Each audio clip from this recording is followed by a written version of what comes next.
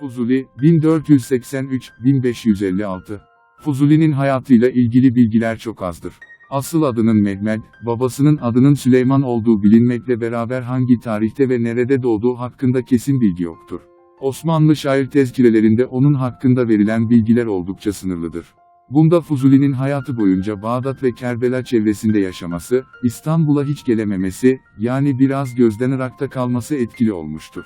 Fuzuli, ömrü boyunca Bağdat ve çevresindeki şehirlerde yaşamıştır. Onun tam olarak nerede doğduğu tartışmalıdır. Kaynakların bir kısmı onu Bağdatlı gösterirken Necef, Hille veya Kerbelalı olduğunu söyleyenler de vardır. Fuzuli'nin doğum yeri gibi doğum tarihi de tam olarak bilinmemektedir. Hakkında yapılan son çalışmalara göre 1483 yılında doğduğu tahmin edilmektedir. Kaynaklar, bilginliğinden ötürü ondan Mevlana Fuzuli diye bahsederler.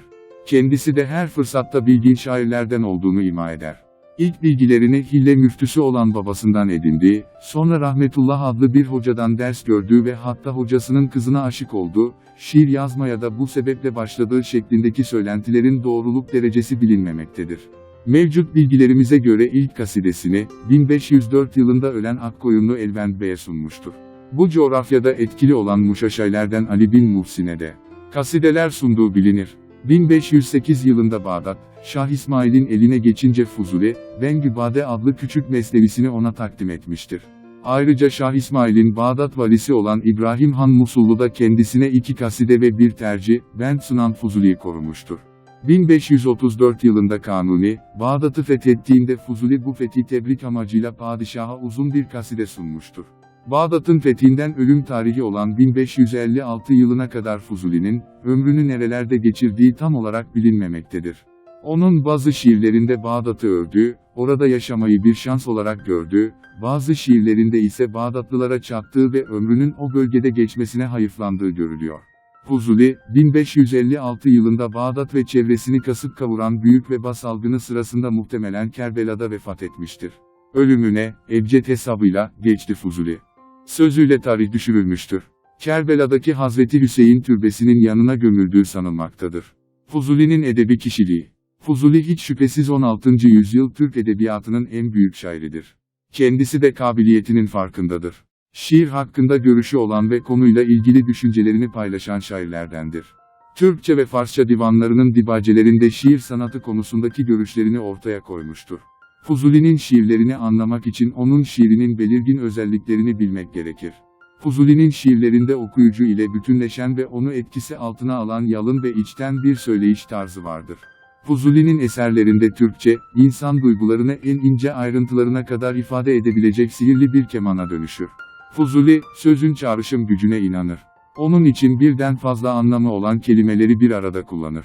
Fuzuli'nin şiir dili ağırlıklı olarak Azeri Türkçesinin özelliklerini yansıtmakla beraber devrinin Osmanlı Türkçesinden ve Çağatay Türkçesinden de uzak değildir. Onun Azeri sahasının dışında, hem Anadolu hem de Çağatay sahasında sevilmiş olmasının sebeplerinden biri de bu özelliği olmalıdır. Fuzuli, 3 dilde şiir söylemiş ve farklı alanlarda eser vermiştir. Fuzuli'nin şiiri, Türkçenin aruza uyum sürecindeki önemli aşamalardan biridir. Divan şairlerinden hiçbiri Fuzuli kadar aşkı derinden duymamış ve duyuramamıştır. Fuzuli'nin eserleri. 1. Fuzuli Divanı, Fuzuli'nin şiire dair görüşlerini anlattığı mensur bir mukaddimeyle başlayan divan, kaside, gazel, musammat, kıta ve rubaylerden oluşur. Kasideler arasında en meşhuru, Su Redifli Naat'tir. Fuzuli Divanı'nda 300 civarında gazel vardır. Divan çok okunduğu için yazma ve matbu nüshaları oldukça fazladır. 2. hadis, Hiyerbay'ın tercümesi, bir hadis-i şerifteki, 40 hadis ezberleyen ve onlarla amel edenlerin cennetlik olduğu şeklindeki müjde, İslam dünyasında birçok hadis, Hiyerbay'ın, 40 hadis derlemesi yapılmasını ve bunların çok zaman nazmen tercüme edilmesini teşvik etmiştir. Fuzuli de bu eserdeki her hadisi bir kıtayla Türkçe'ye uyarlamış ve aktarırken Alişir Nevai'nin Çağatayca çevirisinden de faydalanmıştır. Fuzuli'nin bir gazeli. Bembe, imerhem, ida içre nihandur bedenim. Diri oldukça libasım budur ölsem kefenim. Canı canan dilemiş bilmemek olmaz eydir. Ne niza eyleyelim ol ne senündür ne benim.